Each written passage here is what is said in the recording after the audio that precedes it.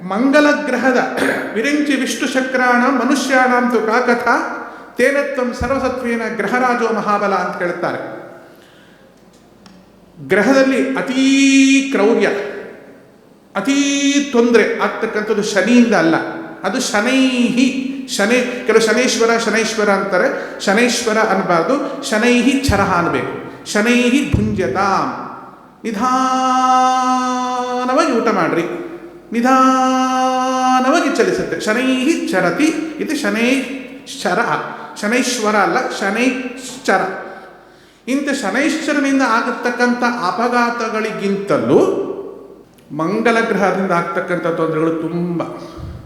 ಮಂಗಲ ಗ್ರಹ ಯದಿ ಒಂದು ಒಳ್ಳೆ ಸ್ಥಾನದಲ್ಲಿ ಇತ್ತು ಅಂದರೆ, ಹೀನ ಕುಲದಲ್ಲಿ ಜನಿಸಿದ ಜಾತಕನು ಕಾಡಿನ ಮೃಗನಾಗಿರ್ತಕ್ಕಂಥ ಸಿಂಹನಿಗಿಂತಲೂ ಶೋಭಿಸ್ತಾನೆ, ಭೂಮಿ ಬೇಕಾದಷ್ಟು ಒಡೆತನ ಮಾಡ್ತಾನೆ.